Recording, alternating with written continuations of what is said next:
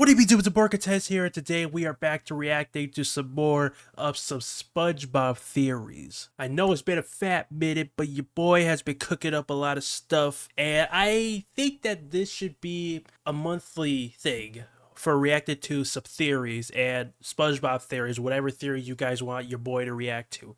I would make this weekly, but you know what would really help?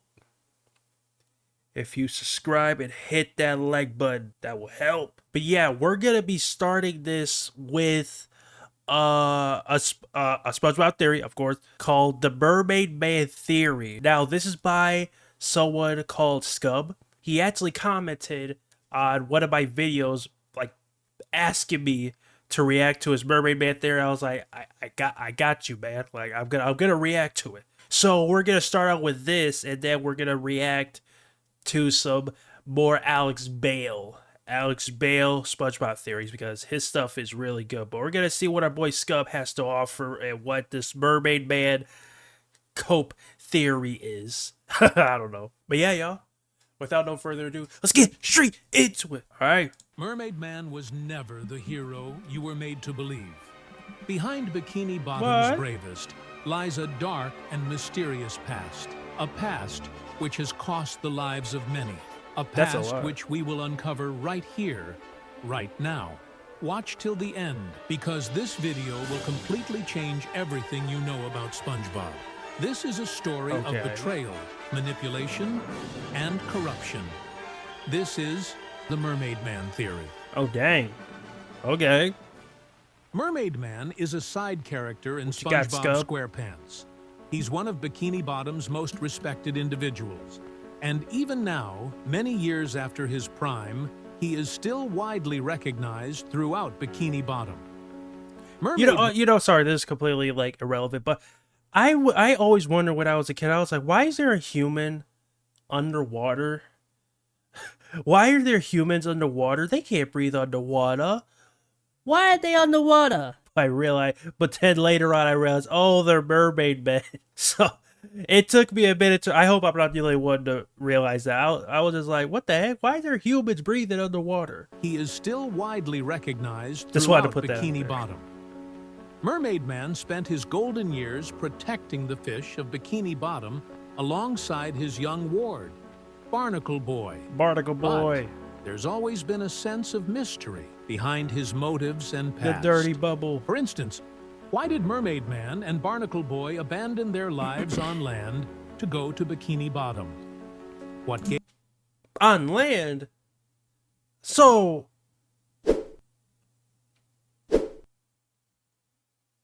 So they are humans? Hold up, bruh. Gave Mermaid Hold up, their bruh. lives on land to go to Bikini Bottom. They're not mermaid men? What gave Mermaid Man and Barnacle Boy their powers? Wait, I'm sorry. I keep pausing. I'm so sorry. I'm looking this up. Is there such a thing as mermaid men? Or is it only mermaid women or something? Is mermaid men a thing? They're called mermen. Mermaid men and okay. Just continue. Just continue. Gave Mermaid Just Man continue. PTSD. Just go. These questions tie in perfectly to one ending. An ending which we're living in right now. But let's start from the beginning of our story. Part 1, the beginning. This sounds like some Poppy Playtime music. Origin story has been revealed in the show twice, not counting other references like this one. In the episode Mermaid Man Begins, Mermaid Man shares his backstory with SpongeBob, which entailed the following. When Mermaid Man was young, he was sucked from land into the ocean by a whirlpool. Just as he was about to drown, two mermaids rescued him and provided him with a magic starfish that allowed him to breathe underwater. Barnacle Boy went through a similar route, but this detail isn't relevant, because this version of their origin was later revealed to be untrue. This is supposedly the real story of how they became Mermaid Man and Barnacle Boy.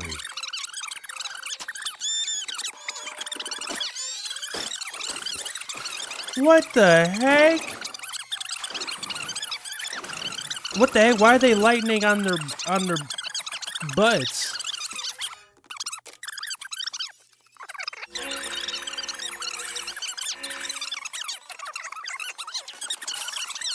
What? Like most of you, I find this origin story hard to believe. But these are the only origins we as the viewers are provided with. What a And they crazy wouldn't origin. fake their origin, right? It doesn't make sense yet, but it will. What? True, Okay, their make that make origin sense. is only ever mentioned in this episode, but it's neither of these stories, and I have proof. Their real origin is explained indirectly in the episode Mermaid Man and Barnacle Boy 5. In this episode, Barnacle Boy is agitated towards Mermaid Man for belittling him and treating him like a child. So he decides it's time to rebel. He I teams up remember with this. the Dirty Bubble and Man Ray to join their evil force.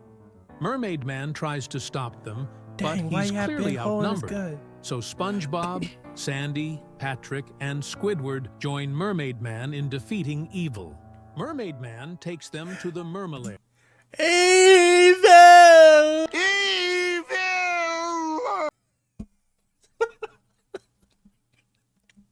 Sorry. Join Mermaid Man in defeating evil. Mermaid Man takes them to the Mermalair, That always where made he me laugh. informs them that to fight against evil, they would first need to acquire superpowers. He starts off by handing each of them a super suit. I remember that. Oh, never Why? mind. I remember this episode. Well, apparently, superpowers are not Exactly, carried it's by a cool. person, but by the suit itself. In a SpongeBob short titled "And Krabs Saves the Day," Mr. Krabs saves Mermaid Man and Barnacle Boy whilst wearing Captain Tightwad's suit, and he happened to be flying while doing so. We both know Mr. Krabs can't fly, but if the suits do, in fact, give superpowers, this would be possible. Although this might have been a rare instance, this would explain a lot. Mostly why Mermaid Man never takes off his suit, which he states himself. Okay, great. Mermaid Man gets his superpowers from his suit. But what does that have to do with him being bad? Or better yet, why didn't he stay on the surface and save his own people instead? In the beginning, I stated that Mermaid Man isn't a hero, and I wasn't lying. Dang, But really? from what we know up until now, Mermaid Man is a hero, stopping several villains and still doing so to this day. At least, that's what their shows, movies, and comics tell us. Isn't it strange that every single heroic act that Mermaid Man does is recorded on some sort of media? And it's not like he's not aware of this. He has made references to his show before and has also broken the fourth wall. I have more than enough proof to prove to you that his show is not only staged, but how behind the scenes Mermaid Man has committed heinous acts which ended lives just to keep up this heroic facade. Oh, dang. Part 2, The Flaw. Dang. Yeah, in the beginning, Do I yeah, believe he Mermaid said Man that. faked some, if not all, of his heroic acts? Yes, I do. One of the reasons, which I have already hinted at, is how everything is documented so efficiently. A cameraman is conveniently there at the scene of the crime at the right angle, and Cameraman? sometimes there before Mermaid Man shows up. But if Mermaid Man's heroic acts were staged, then the villains must have been in on it, right? No. I say this mostly because Man Ray has taken over Bikini Bottom before. I don't think Man Ray would go this far just to record an episode, but he would for world domination. So, if he's not in on it, what is he? If he was evil, that would mean what I said before would be contradictory, because Mermaid Man would still be saving the day. But Man Ray is indeed evil, and Mermaid Man's acts being staged is also true. There's one thing that can prove this, that being the tickle belt. The tickle belt was used by SpongeBob I in remember Mermaid this. Man and Barnacle Boy 3 to stop Man Ray from escaping. The belt's only use is to tickle Man Ray, hence its name. But Man Ray is never seen without it. He's also wearing it in the episode in which he takes Why over does it- Bikini Bottom. Hmm. I believe Mermaid Man wants Man Ray to do evil stuff to keep his show engaging, which is why he only leaves the tickle belt for dire situations. The same applies to the Dirty Bubble. Why does Mermaid Man always take so long to stop the Dirty Bubble when all he simply has to do is pop him. There's one point that was holding me back from making these conclusions, and that is that Mermaid Man has PTSD from fighting crime. Then again, I personally don't think that this is true, or at least that he got PTSD from fighting crime. But what could Mermaid Man have possibly done to traumatize himself to this extent? We'll have to dig deeper than just their origin story to get to an answer. See, why is there a deeper water down fountain? to the beginning. Part 3, The Big Splash. Okay. Interesting so far. I want to see what Our he's story done. starts far before SpongeBob. It begins in the late 40s with Operation Crossroads, a real-life operation that occurred around 80 years ago. Just after the Second World War, the U.S. was running experiments using nuclear weapons. They didn't want to test these weapons close to human life, but it seemed like anywhere they tried was still too near. The U.S. concluded that the perfect place to test these bombs would be in the Marshall Islands. It fit the description they were looking for, but there was one issue. One of the islands, named Bikini Atoll, had human life on it. So using some fancy words, the U.S. managed to persuade the tribe on the island to leave their homes and move to another island. People believe that Bikini Atoll is the island shown in the intro for SpongeBob because the name Bikini Bottom resembles Bikini Atoll, and hence viewers started to draw comparisons to Operation Crossroad and the SpongeBob timeline. The types of bombs the U.S. was testing carried radioactive substances, so once they hit the water, they released these substances into the water. The radioactivity affected the life underwater. In the real world, the sea creatures most likely died. But in the SpongeBob universe, they evolved into the creatures present throughout the series. There are a few things that could prove this. For starters, some fish seem to be less evolved than others, meaning not every fish is as advanced as the ones in Bikini Bottom. Also, this would explain why the water seems dirty in episodes like SB-129 and Ugh, where the fish are even less evolved, since the bombs were just recently dropped. Anyway, if such a thing were to happen in real life, we wouldn't record it and turn it into a show. We would find a way to eliminate the fish. Most people are terrified of aliens and AI, especially since, with them being foreign to us, they... Yo, do y'all believe in aliens? I'm curious. Because I believe in aliens. Because I've seen a UFO and recorded it, and I don't know why I deleted it. I don't know if did I ever explain this? I think I did. Actually, I think I explained it already up the story of my UFO thing. But AI though, AI. I really like the thought of, robots and AI helping humanity and progressing into greater heights. But of course, there are movies and they are ifs. The big reason why there are movies is because they are basically, what if this happens? What if this happens?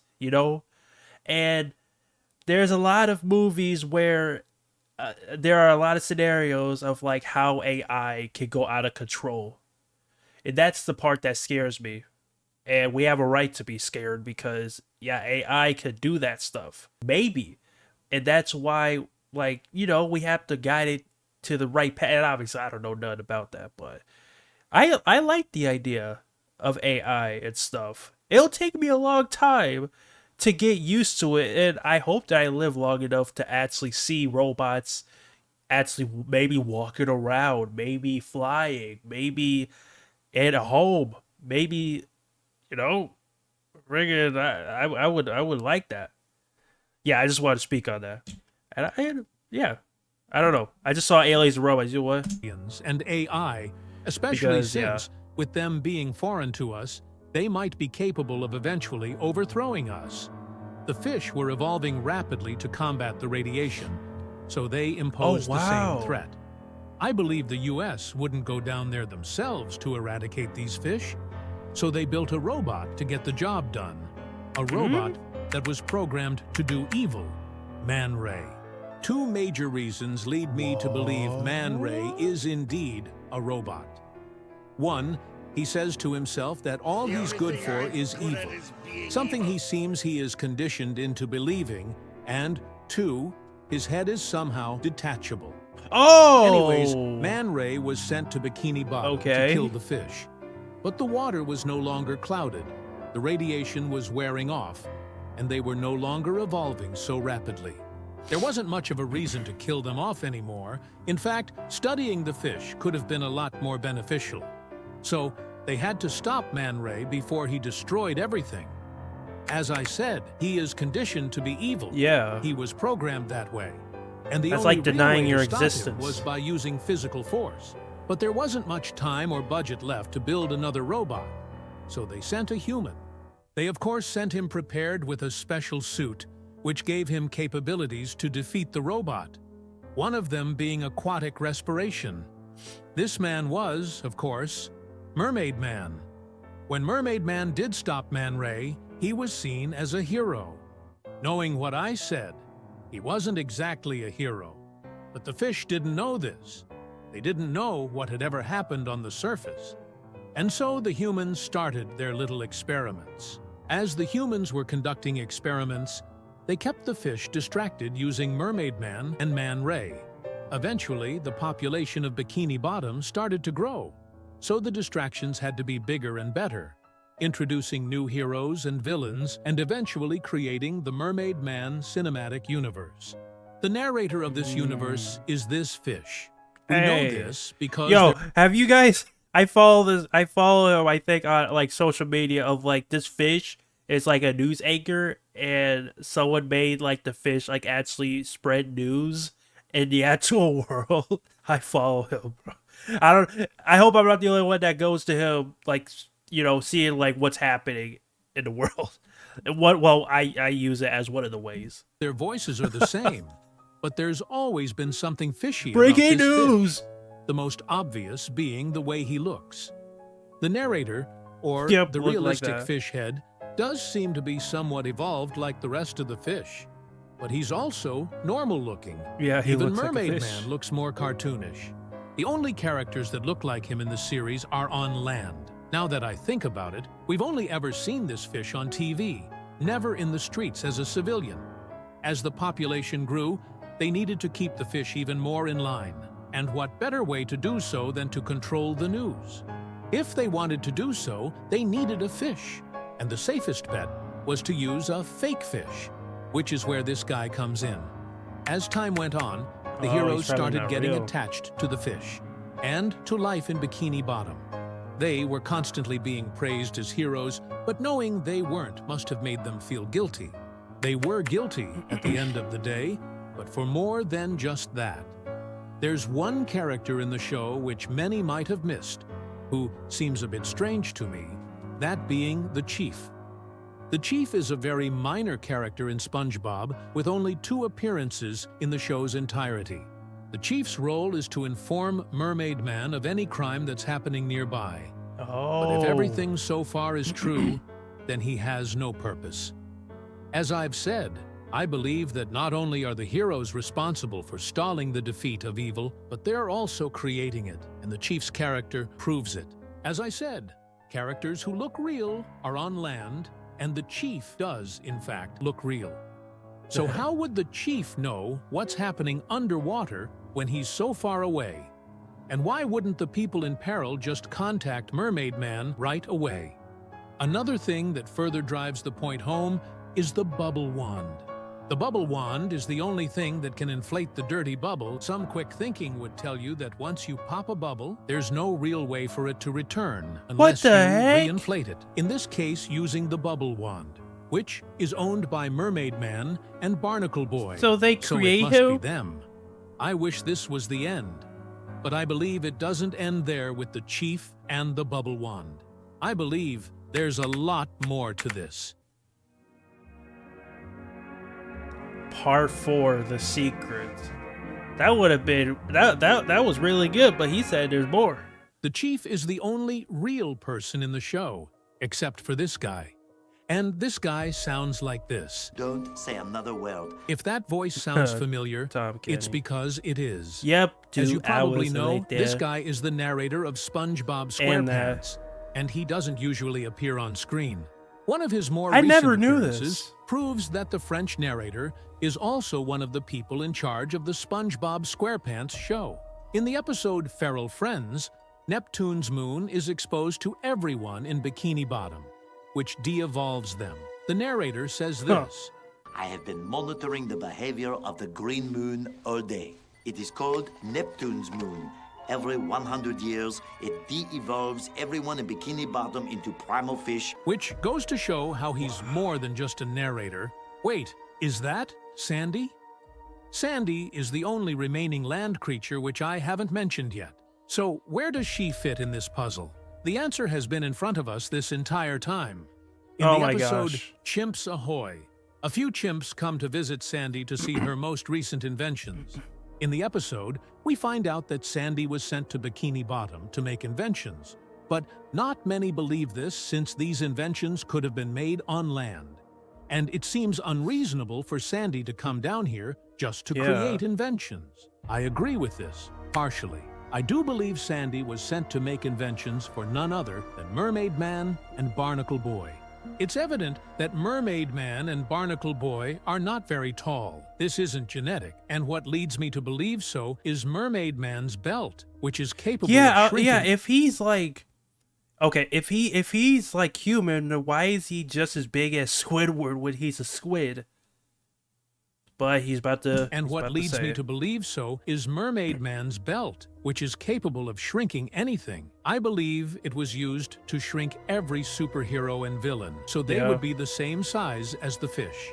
This came with drawbacks, of course, one being that there wasn't anyone who could make their micro-gadgets, except for someone as big as them, perhaps a trusted land creature. Although this already explains a lot, this wasn't her only purpose. Earlier, I mentioned how humans were studying the rapidly evolving fish. It would have made their job a lot easier if someone who was living among the fish could do the research instead and go about undetected. These points are further proven in the Sandy Cheeks movie, when her parents ask her if she's still spying on that underwater town. Back to what I was saying earlier, the heroes were guilty. They were leading this whole operation, but some of them no longer appear on screen with Mermaid Man and Barnacle Boy, such as the International Justice League of Super Acquaintances. Remember now it's when like I said it's that obvious. Mermaid Man gave Sandy, Squidward, SpongeBob, and Patrick super suits when trying to defeat Barnacle Boy and Evil? These suits weren't just any random suits.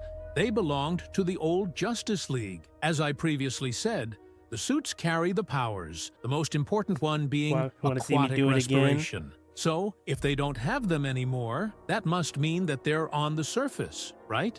No, they're not. I mentioned that every person underwater has been shrunk by Mermaid Man's belt, and there's no evident way to go back to the original size, so if they did go back up to the surface, they would have remained tiny. So, what exactly happened? Why is SpongeBob shrinking all of them again? Part 5, the truth. Okay, bro. Okay, Scub, you're actually cooking, man. Okay. It's about time I told all of you the truth. Earlier I said that Mermaid Man was no hero, and what I'm about to say next is mostly what leads me to believe so. So far, we've discussed what really happened behind the scenes and what happened beyond that. But let's get back to the scene itself. The Justice League is no longer on screen. They're not on the surface, and yet they're not underwater either. So where are they? And what happened to them? As I already stated, the heroes started growing fond of the sea creatures the longer they fought crime. After all, they lived among them. They gained their trust and their respect. They felt guilty for this false reality they were setting up, and it seemed that with every day they spent underwater, it became harder to keep the secret from being unraveled. But if any of them were to reveal the truth, who knows what could have been done to them or to the initial plan? Once one of the creators found out that they were on the brink of revealing the truth, they would have to take care of them. The whole operation was poorly planned, as seen through all the instances so far. So it was normal at this point for them to act in a state of panic, relying on the last resort once again, Mermaid Man. Mermaid Man was tasked with killing the Justice League as soon as they posed a threat, a task in which he succeeded in. And that was that.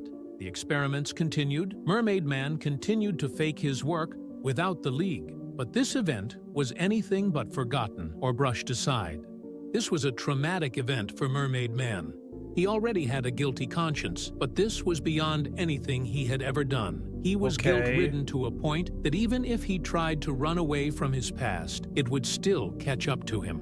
To prove this are three things, the first being his white hair. White hair is common in men over 50. But when watching SpongeBob, I noticed this picture here. In this picture, Mermaid Man has white hair, yet he looks young. White hair can genetically occur at any age when a person is going through enough stress to reduce melanin production. Hence, Mermaid Man would have to go through large amounts of stress for his hair to go white at such an age. The second proof is his dementia and PTSD, which tie in together.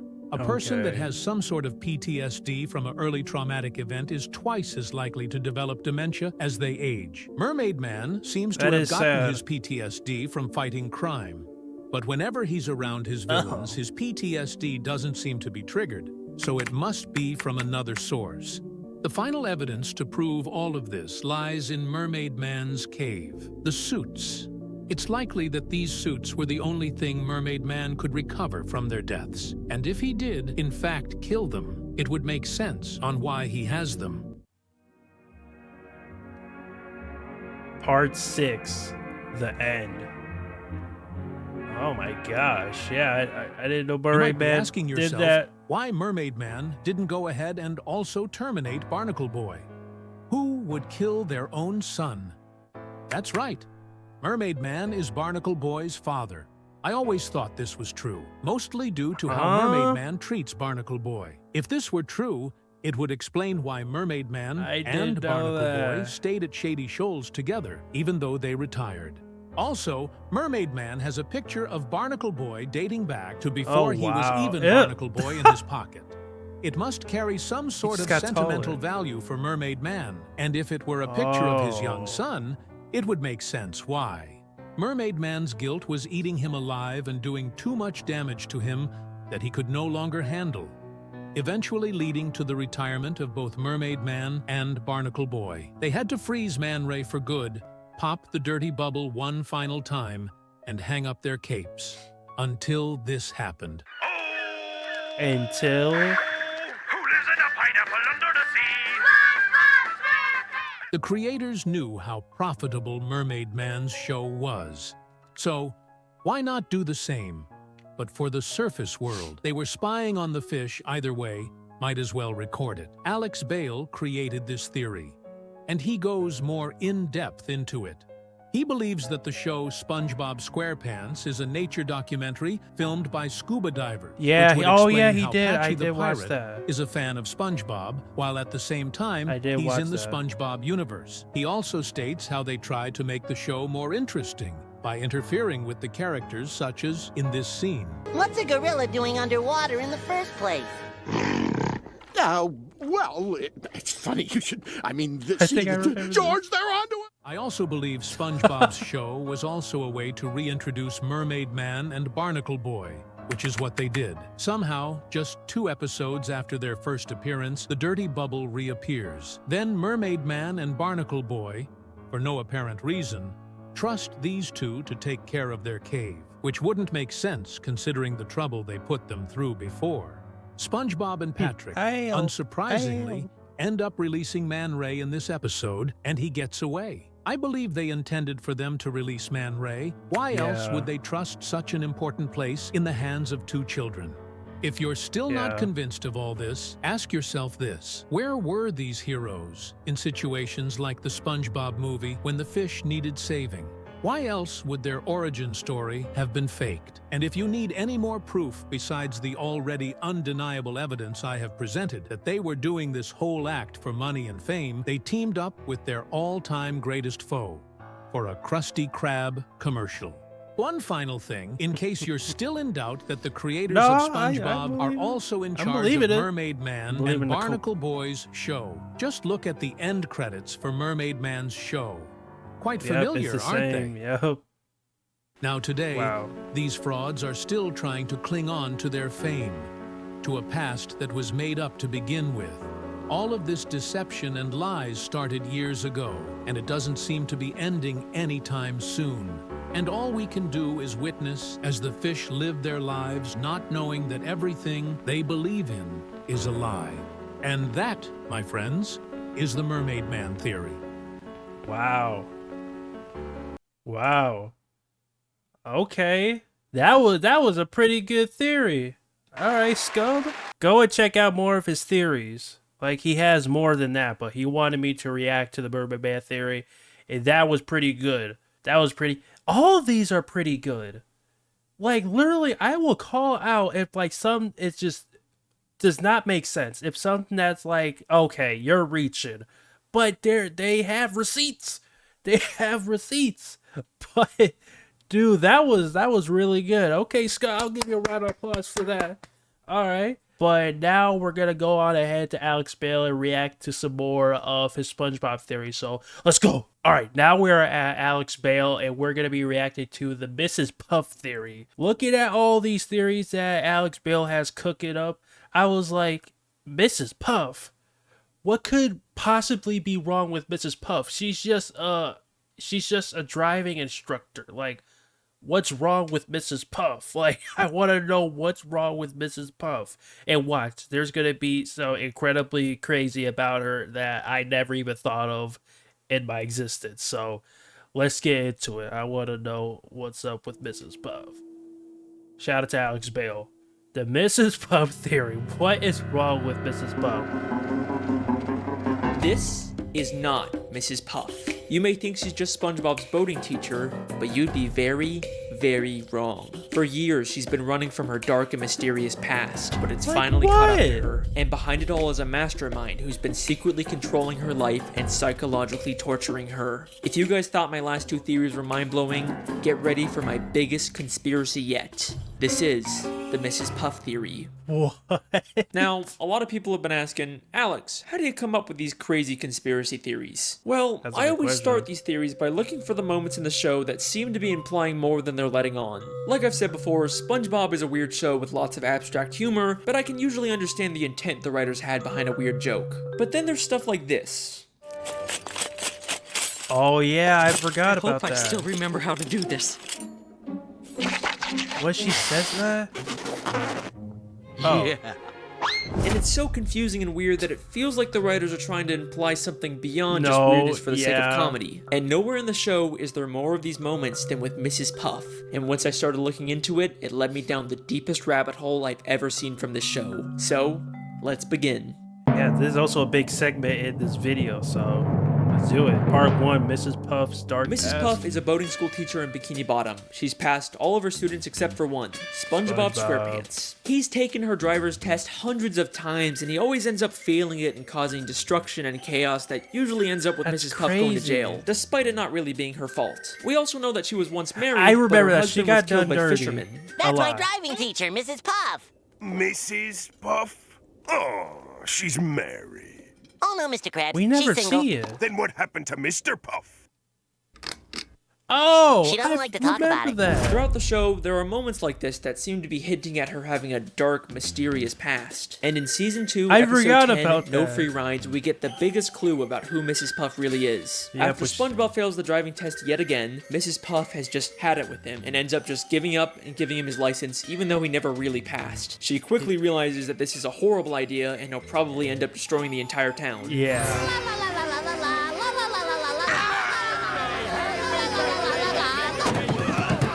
Oh! So much destruction. This reporter asks, why? Just from Local him consensus driving? places the blame on this negligent, selfish driving instructor who... Remember this clip, because it's going to be very important later on. And then she says this insanely revealing line. What have I done? Everyone will know that I let him slide through school.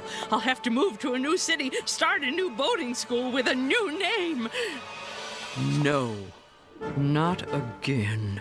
No, not again. Come on, Not it's like they're just again. begging someone to make a theory about this. So we now know Mrs. Puff was originally from a different town, she used to own a different boating school, and Mrs. Puff isn't even her real name. There's something in her past that she ran away from. Now, there's been some debate over whether she's actually referring to a new name for herself or for her boating school, but I do think she's talking about her own name, because if she's trying to run away from something in her past, she wouldn't start a new boating school with her real name in the title. Now, when she says again, I don't think she's just referring to starting a new life. Everyone will know that I let him slide through school. Not again. I think at her previous boating school, she had a terrible student just like SpongeBob, who she prematurely gave a license to, and it led to something so terrible happening that she had to run away and start a whole new life. In Season 3, Episode 5, Doing Time, we get a flashback to when she first opened up the school.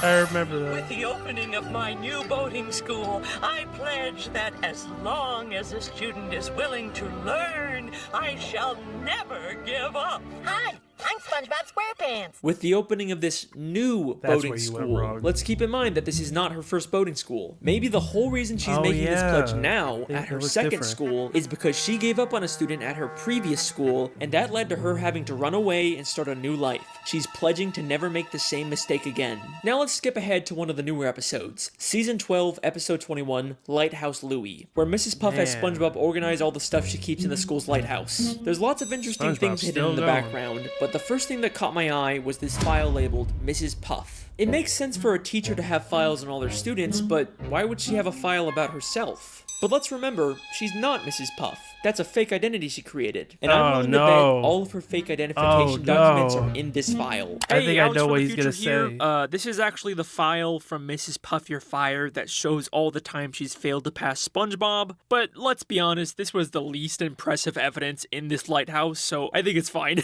But that's not the only hint about Mrs. Puff's past in this lighthouse. I like that he does that. He corrects himself. There's something in here that directly confirms all of this. As SpongeBob swallows all of Mrs. Puff's junk, we see something very interesting for only a few frames. The arranged boat teacher makes getaway. 10 seasons later, and the creators are still hiding stuff about Mrs. Puff fleeing her old life. They are it might really not look like it at first, but we actually get a ton of new information from this newspaper. This is from the New Kelp Post, which tells us Mrs. Puff originally lived in New Kelp City. Then there's a caption that reads, "Distracts authorities with balloon animals." And do you remember that clip from the beginning? I hope I still remember how to do this. Wow. Yeah. So whenever Mrs. Puff makes a getaway or commits a crime, she leaves behind a balloon animal to distract the police. I'm telling you guys, these writers don't just do stuff randomly. They have reasons for everything. There's no way. So before we move on, let me talk about this newspaper. This was by far the most direct, unambiguous piece of evidence the show has ever given us for a theory, and I have never found anything else like it in the entire show. It's the white whale of SpongeBob theory evidence. But would you believe me if I told you that this newspaper actually has more hidden information inside of it that I missed? October if we 12. look at the storyboard for this episode, we can see the newspaper originally had even more information about Mrs.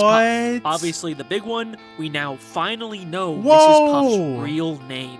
Bobby Blowfish. Originally, we only had the date the newspaper was published, but now we have the year. This is the same year that the SpongeBob pilot came out. And finally, we now know how Mrs. Puff escaped the cops chasing her. In the bottom picture, we see her heading towards a cliff with a sign that says Rock Bottom, a place that only the most skilled drivers could navigate. How is there still so much hidden lore in this newspaper? And the most damning piece of evidence from this newspaper is actually the picture. Wow, that is actually crazy. He went to the storyboards. Wow. Like, no, this is so intentional. It's so intentional. There's no way it's not. There's so much evidence that it's insane. And I know he's about to break up, but she looks different. She had black hair. I never thought we would actually get revealed her name. So her name is Bobby Blowfish. Wow. Because, you know, if you're like me, you just watched the show just to watch it when you were a kid. And now seeing that there's more to it, it's just, wow. Okay, that shocked me. Wow. Mrs. Puff. Kind of a strange photo, right? We have seen this exact same photo of her before. In the episode No Free Rides, when she imagines what would happen if SpongeBob got his license. Local consensus places the blame on this negligent, selfish driving instructor. Oh, it's the mugshot! Holy fuck, bro! This isn't a conspiracy! This is real! This means that this isn't just her imagination of what might happen. This is also her remembering what happened when she lived in New Kelp City and prematurely gave one of her students a license. And I'm willing to bet that the fish reporting the news is the exact same one who reported about her in New Kelp City. Let me explain. Wow, we know from the episode Whatever Happened to SpongeBob that reporters from the Bikini Bottom News can also work for the New Kelp City News. But the real reason I think this is because of his hair. In the entire show, we have never seen this fish reporter with hair before. Why would the creators go out of their way to add that detail? So this because actually, Mrs. that Puff actually isn't imagining him happened. as he looks now. She's remembering him from years ago when he used to have hair, when he reported about her in New Kelp City. But how does he have hair if he's a robot? Alright, listen, when you make 8 crazy different theories, sometimes they're not all gonna perfectly line up, okay? What are you gonna do? Mrs. Puff has been running from her past ever since, he and does is make a now lot of forced to theories relive her experience with an that sometimes unteachable student contradicts through SpongeBob. other But theories. reliving this trauma has pushed her to the point of complete insanity. Dang, and trust what me when I happened to say her? that you have no idea how delusional she actually is.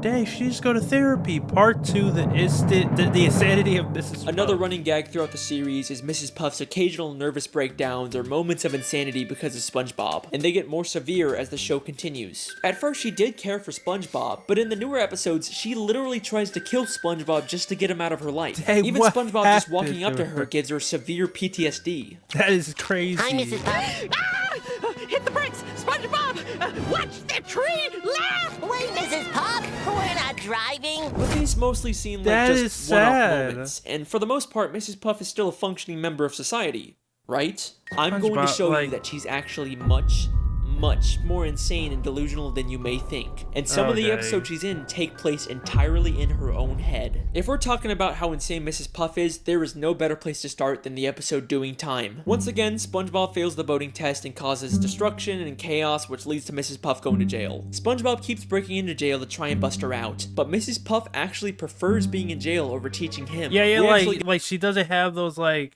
when I took a driving test, like the car that I was in, my instructor sometimes stopped the car for me in case if I did it too like late or too fast. I don't like she'd have that.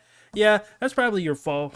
get another interesting line about Mrs. Puff's past in this episode. Okay, you can do this, Puff. You can get through this without losing your sanity. Oh, that's a road we don't want to go down again. So we know that Mrs. Puff has lost her sanity in the past, probably Another from her one. previous terrible student. But it seems like she's recovered since then, except in this episode she has a complete mental breakdown. SpongeBob keeps appearing in impossible places until she gets thrown into solitary confinement, where each wall of the room transforms into a giant SpongeBob face. And then the episode ends in a way that's so weird and confusing that it rivals the infamous gorilla episode ending. As Mrs. Puff freaks out, she's suddenly transported back into the beginning of the episode when SpongeBob was taking the test. Except this time, SpongeBob gets arrested instead of her. Help! Help! No! This is not a good time! No! I can't believe it. It was all a dream. I'm not going to jail. Why would you go to jail? You already did your time. Oh, what the heck?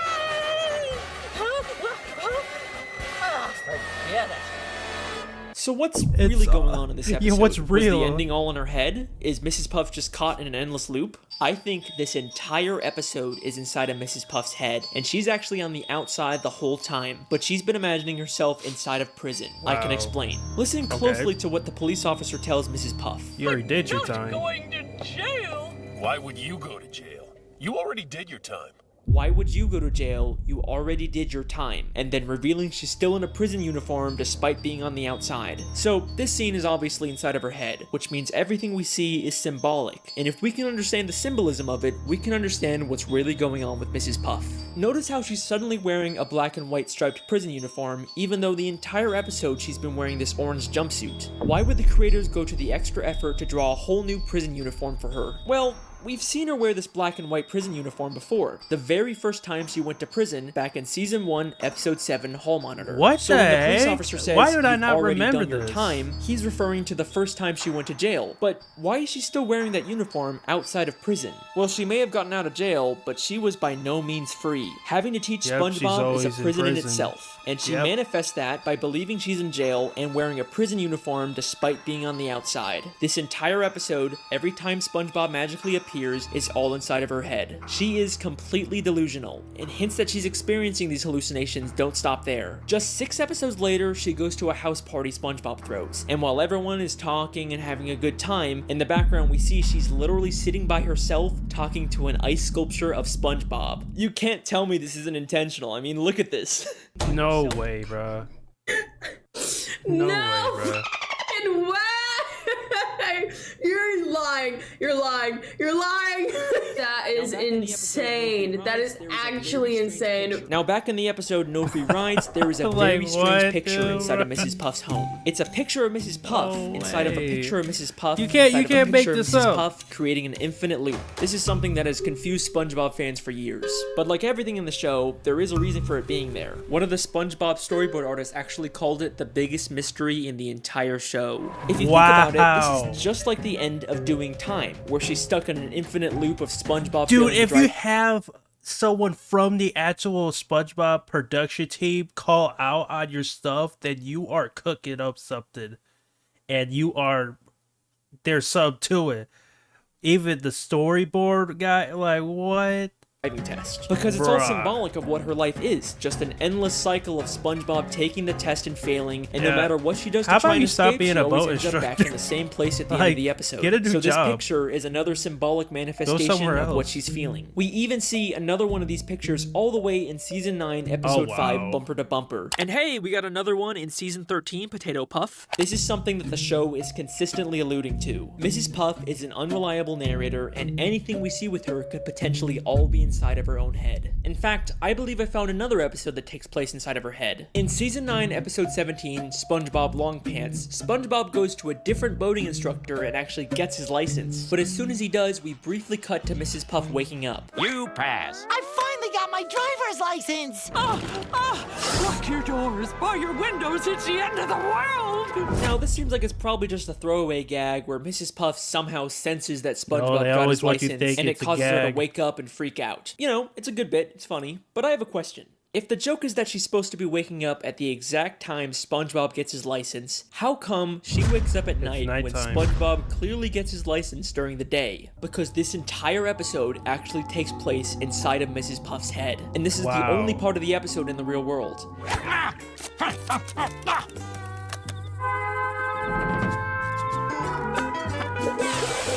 I don't know what that was all about, but I'm glad it's over. Originally, I paused the theory here to explain how we're able to see her hallucinations, even though I claim the show's supposed to be a nature documentary in my television theory. But if everything's supposed to be from a camera, then how are we seeing things from inside Mrs. Puff's head? In fact, how do we see dreams and flashbacks and thought bubbles? Just but don't talk I already about explained that in my new imagination mini theory, so definitely check that one out if you missed it. It adds a whole new layer to why Mrs. Puff is hallucinating so much. Back to the theory. We know that her insanity has caused her to live a life of delusion. But if you remember back to the Lighthouse episode, she's also become an extreme hoarder. And looking at her collection of junk is like a look directly into her mind. So there's gotta be something we can learn about her from it. There's a picture of her boyfriend, Mr. Krabs, the hall monitor belt she gives her students, the mean drawings her students make her, SpongeBob's diary, a boating safety helmet. Wait, SpongeBob's diary?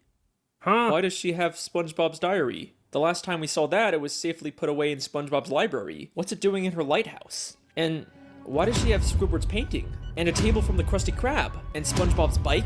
And Squidward's teddy bear? And the hair curlers Mr. Krabs had? Okay, so technically those were originally Mrs. Puff's hair curlers. Even Mrs. Puff's hair curlers? That one was a gift! But it's implied that Mr. Krabs stole them from her, so her having them now probably means she stole them back. It still works for the point I'm trying to make. And that statue of Squidward? And that diamond ring? And that crown? And that bucket of radioactive waste? And that jellyfish sign? Oh my god.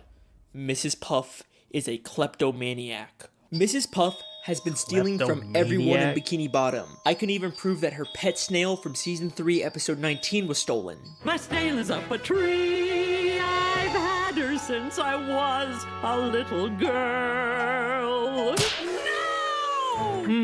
You've had that snail since you've been a little girl, huh? Then how come that is the exact same snail Squidward had 4 episodes ago in the Great Snail Race? I wouldn't let why is she Smelly here play with stealing? that mongrel mutt. She's a purebred. See, she even has her own papers. He even has her paperwork. Mrs. Puff clearly stole the snail from Squidward. Why but is why she the hell would stealing? Mrs. Puff steal all this other junk? What possible use could she have for any of it? We could find the answer to that question by looking at this green hat and this purple jacket.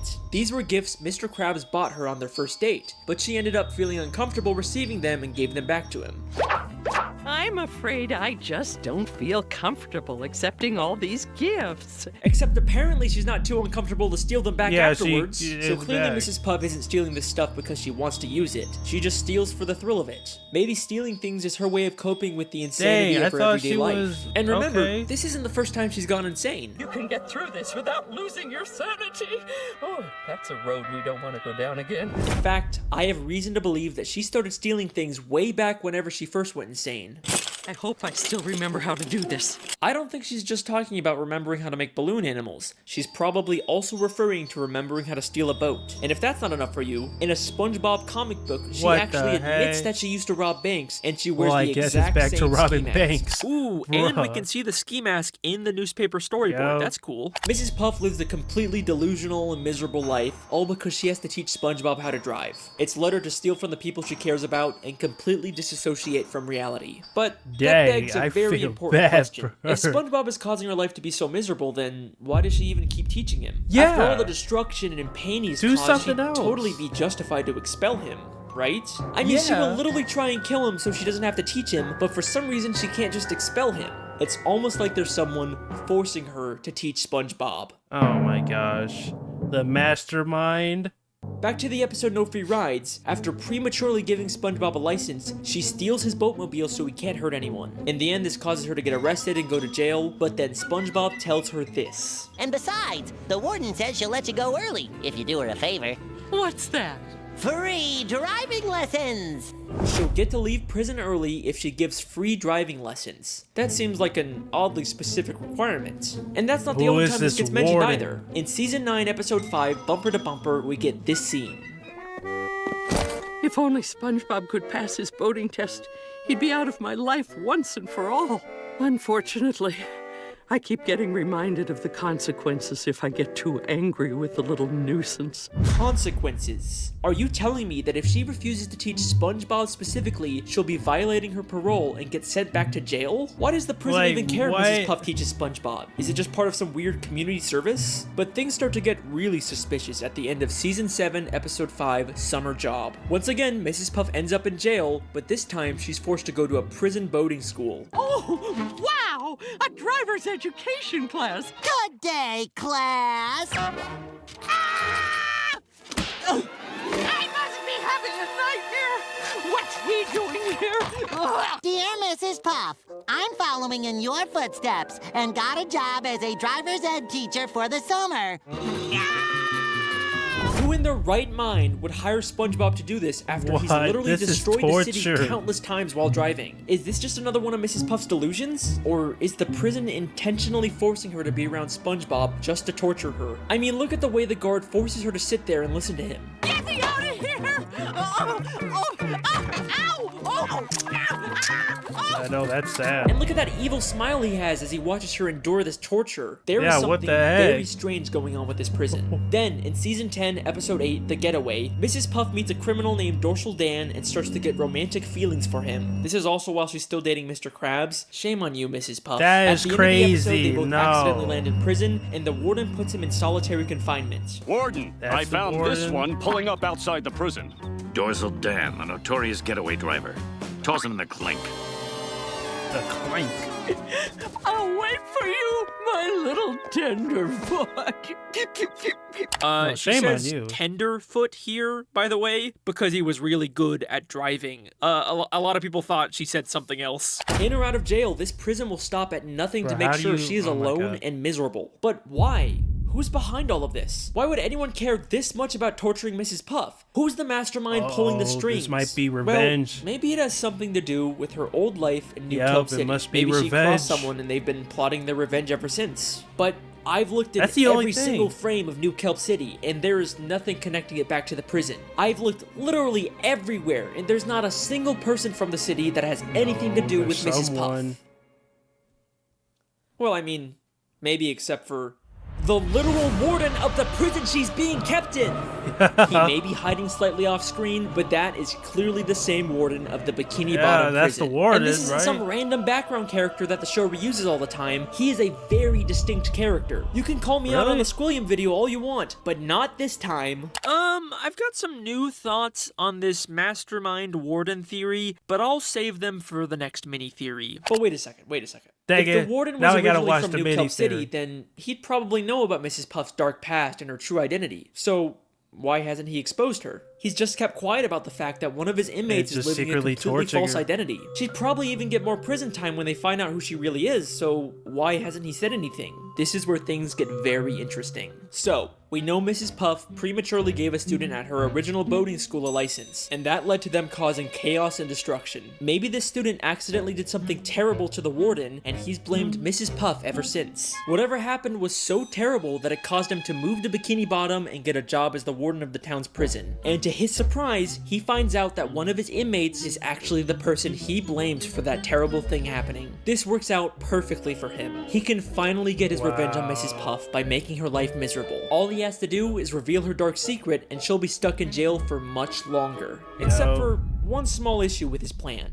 Mrs. Puff actually likes being in prison. One day down, 2,528 Now to that's go. crazy. That's just shy of 4 years without SpongeBob. I'm going to enjoy this. So, he comes up with a new plan. Keep Mrs. Puff's secret and let her out of prison early, but only under the condition that she has to teach SpongeBob. He's literally turning her normal life into a prison. And he makes sure going back to prison to avoid SpongeBob isn't even an option for her anymore, because he'll make sure that SpongeBob is always in there with her. And he's not gonna let her escape and start a new life like she did in New Kelp City. He makes sure to give her an ankle bracelet that doesn't let her leave Bikini Bottom. I can't even leave town without violating my parole. He is the mastermind who's been controlling everything this entire time. Alright, gonna interrupt here. The warden that told Mrs. Puff she could leave prison if she gave free driving lessons was actually referred to as a female. And besides, the warden says she'll let you go early if you do her a favor. So that's my bad. That definitely wasn't the same warden. It doesn't ruin my theory, but like I said, I've got some new ideas for this part that I'll talk about later. But guess what? we're His gonna watch insidious that. plan doesn't even end there. This is not the first time we've seen the warden character. We first see him in season 4, episode 2, Crabs vs. Plankton. In this episode, Plankton slips on some water in the Krusty Krab and decides to sue Mr. Krabs for everything he owns. And then guess who shows up out of nowhere and offers to be Mr. Krabs' lawyer? What I really need Who? is a good lawyer. Whoa, did somebody say lawyer? Richard A. Bottomfeeder, attorney at law. I couldn't help but notice that despicable display. Richard A. Bottomfeeder, the warden of the Bikini Bottom prison, is also apparently a lawyer? That's kind of strange. Those both sound like major careers. You usually wouldn't imagine someone being both. Then he says he'll be Mr. Krabs' lawyer completely free of charge. So, how much is this gonna cost me? Actually, I won't charge a dime unless we win. Well, that's awfully generous of you, Richard. No. Alright, a lot of people pointed out that this is actually something lawyers sometimes do, but when you add it Really? up with I don't everything else, it's still kind of suspiciously convenient. That's the point I'm trying to make here. He seems Yeah, it's very not like- confident that he can win the case, but Yeah. right before he goes to court, he slips on some water and says SpongeBob will have to be Mr. Krabs' lawyer now. Oh, this is gonna be a slam dunk. Oh no! Mr. Krabs' lawyer, speak to me! Wrapped with pain, can't move. Looks like you're gonna have to handle this one, son. He tells Like, SpongeBob what? that he has to represent Mr. Krabs, even though he Like, dude, himself you're called okay. SpongeBob a liability. Actually, SpongeBob, we won't be needing any testimony from you. Why, you'd be more of a liability than an asset. But it's okay, because apparently That all is true. SpongeBob needs to win is inside of Richard's briefcase. Everything you need to win is in this here case. Really? Dang! Except when SpongeBob gets to court, he realizes What? that Richard never gave him the combination to the case. It's, all in here. Really? Yep, right in here. Is there a problem? Your lawyer didn't give me the combination. Either Richard A. Oh Bottomfeeder my God. is the worst lawyer in history, or this is all part of his elaborate plan to ruin Mrs. Puff's life. Imagine Here's what I think he's the happened. worst First, one in he finds history. out that Mr. Krabs is being sued, and he wants to ensure that Mr. Krabs loses the case because he wants to destroy any chance Mrs. Puff has at finding love. So he pretends to be a lawyer, even offering his services for free, something Mr. Krabs can't resist. He makes Mr. Krabs feel confident that they're gonna win the case, and then at the last second, he pretends to get into an accident so he can't represent Mr. Krabs. Instead of finding a real lawyer to replace him, he tells the most incompetent person for the job, SpongeBob, that he has to be Mr. Krabs' lawyer. Like, dude, and you're he gives him a fine. case that allegedly has all You the just answers in it slipped. without actually giving SpongeBob the combination, setting him up for a total failure in court. Richard A. Bottomfeeder refuses to let anyone get close to Mrs. Puff, not Dorsal Dan, and not Mr. Krabs. This guy has squillion levels of hate for Mrs. Puff. But why? What exactly did her previous student do that warrants this much torture? It can't be something as simple as him or his property getting damaged. It has to be something life-changing. Something like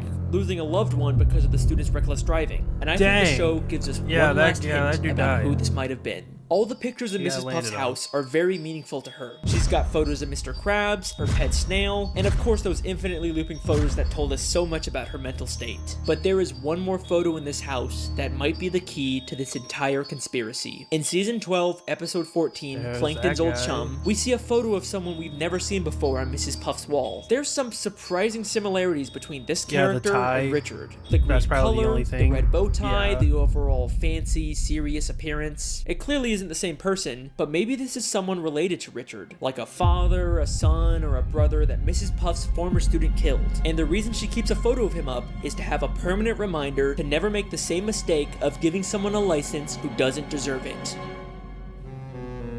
Mrs. Puff is a boating school teacher who once made a terrible mistake that led to the loss of her business, identity, sanity, and any chance at finding happiness. I like to think that there used to be a time when she was happy, back when her husband was still alive. If only he was still around today, maybe she wouldn't have to face What all the of heck this on happened her to own. her husband? Thank you for watching, everyone. I hope you enjoyed.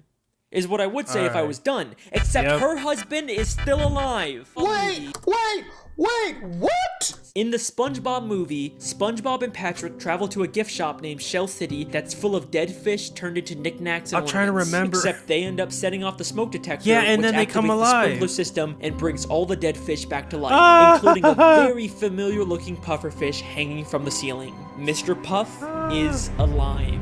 Well, wait a second. If he's alive and he escaped, then Where's why he hasn't at? he gone back to Mrs. Puff? Yeah, why where's is she he still at? alone? Because remember, she ran away from their home in New Kelp City and started a new identity. So sadly, Mr. Yeah. Puff has no way of finding her. The tragedy of Oh, Mrs. Puff's I thought story you is were about that to say, I her don't want it no happiness is more. just a city away, but she can never even leave town because that would violate her parole. Richard A. Bottomfeeder probably even knows her husband is alive and is making sure they're never reunited. As the name says, Wow. Richard really is a bottom feeder.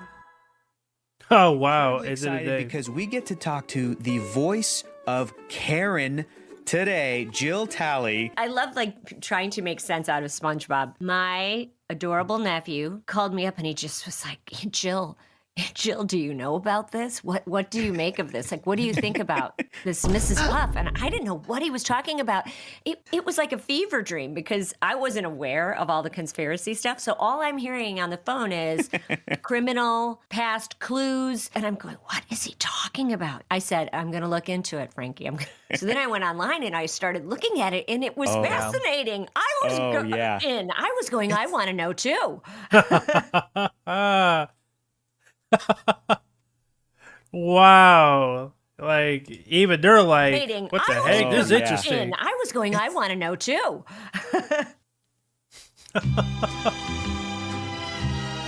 All right, this is the second part, the right? Mrs. Puff theory. I guess maybe a few Oh, people ranking, might have oh. watched this one. Oh, it's a ranking. Okay. All right. This is the second part where he adds more to it. This is like an update So, or something. there's been a lot of new evidence that's come out about Mrs. Puff since I posted my theory. Some I already added to the main theory, like Yeah. her real name being discovered, so go watch that if you haven't already. But I saved some really cool discoveries and new ideas just for this mini theory. Like, Darker in Lighthouse secret. Louie, I missed this the first time, but if you look closely in her pile of junk, you can actually see a dead police officer's corpse. Oh my god! Ah! That'll look Ah! real. Actually, no, this is just a an obstacle from her training course. But I bet you didn't know, in Camp Coral, we see her dispose of the real Mrs. Puff's dead body! Also no, this is just a piñata that looks like her. Okay, but they're clearly trying to mess with us at this point. Before I get into the actual new discoveries, I want to talk about some alternative ideas I've come up with for some parts of the Mrs. Puff theory. As I've already said, I am not the biggest fan of where I took the third part of this theory. I really wanted there to be this big reveal about why the prison is forcing Mrs. Puff to teach SpongeBob, when in reality, it just makes so much more sense that, like in Doing Time, every time Mrs. Puff sees SpongeBob in jail, she's actually just hallucinating. Good day, class! I must be having a nightmare! You know, there's just way more direct evidence in the show to support this, as opposed to this convoluted warden theory. And it's further supported by my new imagination mini theory from earlier in this video. We know the show exists in a world where things you imagine can easily come to life. And Mrs. Puff is constantly imagining her fear of SpongeBob or the guilt from her past mistakes. So it makes sense that she would get trapped in her own delusions so often. But there's always been this big loose end in my theory that I've always wanted to find a way to wrap up. We know Mrs. Puff prematurely gave a license to one of her previous students in New Kelp City, and that led to the city being destroyed. Like, that's crazy. How bad of a driver do you have to be for that to happen? At that point, you're not even meant to drive. Like, you're not even meant to drive at that point. Consensus places the blame on this negligent, selfish driving instructor. But who was Mrs. Puff's original student before SpongeBob? I want to know too. And while we haven't gotten any new evidence about this, I think I've got two strong candidates for who it could be. Oh one my of the best God, comments I got know from that the one Mrs. on the Puff left. video was the idea that the original Stanley. student was actually SpongeBob's cousin, Stanley S. Squarepants. That is Good one. crazy. I'd like you to meet my cousin Stanley. forgot about We're it. related. There's two of them! Stanley is a character we meet for only one episode in season 5. He's SpongeBob's cousin from out of town, and he's extremely accident prone, even more than SpongeBob. Now, we don't know And what... that doesn't say anything. Oh my God. They make it too obvious.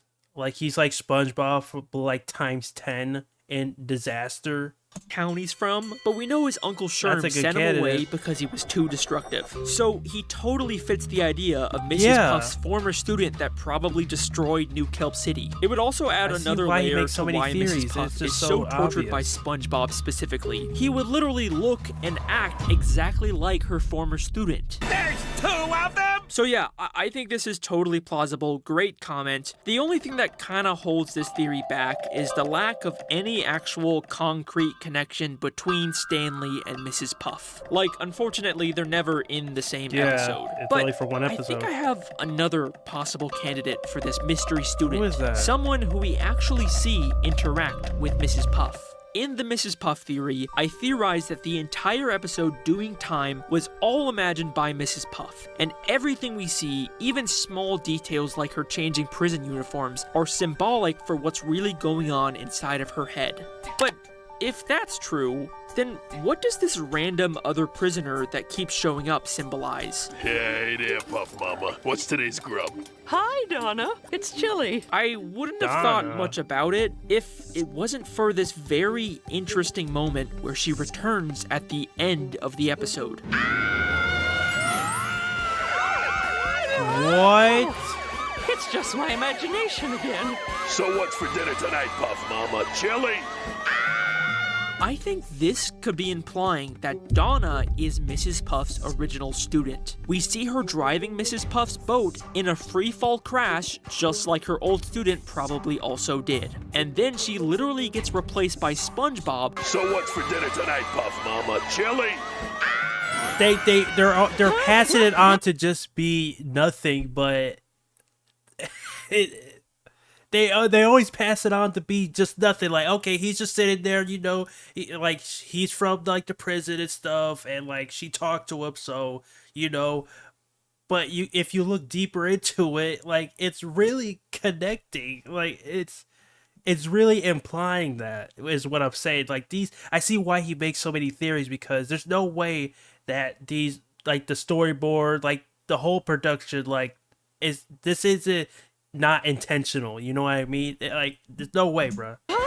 Forget it. Just like No how way. he actually replaced her original student. So yeah, I think both Donna and Stanley are pretty good candidates for the original student. Stanley is a bit more thematically fitting, but Donna actually has some direct evidence in the show. So yeah, I could see it being either of them. But that's all just tying up loose ends. The real reason I decided to cover Mrs. Puff again in this mini-theory is because of two major new developments in recent SpongeBob episodes. The first is in the season 13 episode, Arbor Day Disarray. In this episode, Sandy gives everyone trees she grew, and we get this scene between Mrs. Puff and her tree. I love talking to someone who knows how to keep a secret. I can finally tell someone what really happened when I pulled that job in Shell City. What really happened when I pulled that job in Shell City? No They're still way. adding more mysteries to solve about Mrs. Puff. It sounds like Mrs. Puff did some kind of heist or maybe has some connection What did to Miss Shell Puff City do? from the SpongeBob movie. And if you What did she remember, do? I theorized that Shell City was the place Mr. Puff, her former dead husband, was being held. They end up setting off the smoke detector, which activates the sprinkler system and brings all the dead fish back to life, including a very familiar looking pufferfish hanging from the ceiling. Mr. Puff is alive. Yeah. So, is it possible this job is somehow related to Mr. Puff? Well, before we get into that, there is one more there's another new one. development we need to talk about. In the season 14 episode, Hysterical History, for the very first time ever, we actually do get to definitively see Mr. Puff when he was alive.